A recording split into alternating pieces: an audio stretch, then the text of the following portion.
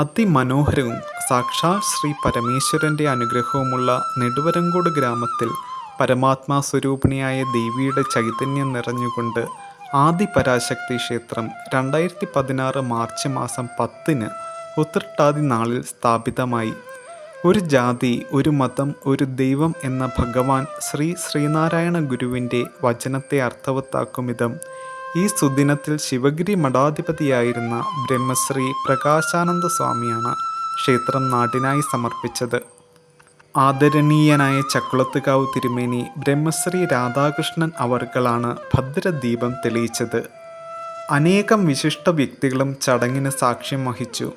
അതിപുരാതന കാലം മുതലേ ആരാധന നിലനിന്നിരുന്ന ഇവിടം മഹത്തായ ക്ഷേത്രമായി മാറ്റുന്നതിൽ ഭക്തജനങ്ങളുടെ അകമഴിഞ്ഞ പിന്തുണയായുണ്ടായത്.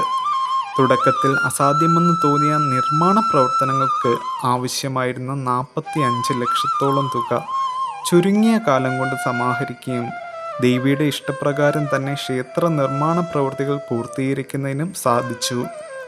ക്ഷേത്ര നിർമ്മാണ സമയത്തെ ചില സംഭവങ്ങൾ ആശ്ചര്യമുണർത്തുന്നവയാണ്. സ്ഥലപരിമിതി മൂലം ഗണപതി ക്ഷേത്രം മാറ്റാമോ എന്നറിയുന്നതിനായി ക്ഷേത്ര ജ്യോത്സ്യനെ കണ്ടു.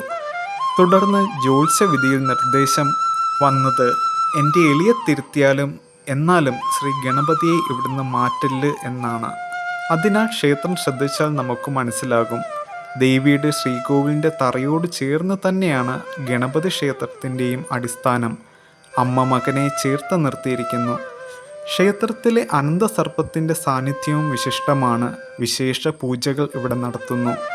അതിവിശിഷ്ടമായ നിരവധി നേർച്ചകൾ ദേവീപ്രീതിക്കായി ഭക്തർ നടത്തുന്നു. എല്ലാ മലയാള മാസവും 1-ാം തീയതിയും നടത്തുന്ന 7 കൂട്ടങ്ങൾ ഉൾക്കൊള്ളുന്ന സപ്തമപ്പറ ഭക്തർ ദേവിക്കായി സമർപ്പിക്കുന്നു. അഭീഷ്ടവരപ്രസാദിയായ ദേവിയെ മനസ്സർപ്പിച്ച് പ്രാർത്ഥിച്ച ഭക്തർക്ക് അവരുടെ ആഗ്രഹങ്ങൾ സഫലമായതിൻ്റെയും സർവൈശ്വര്യങ്ങളുണ്ടായതിൻ്റെയും നിരവധി ഉദാഹരണങ്ങളുണ്ട്.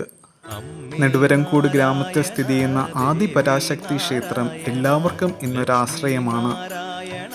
അമ്മേ നാരായണ, ദേവീ നാരായണ, ലക്ഷ്മീ നാരായണ, ദുർഗേ നാരായണ, ഭദ്രേ നാരായണ.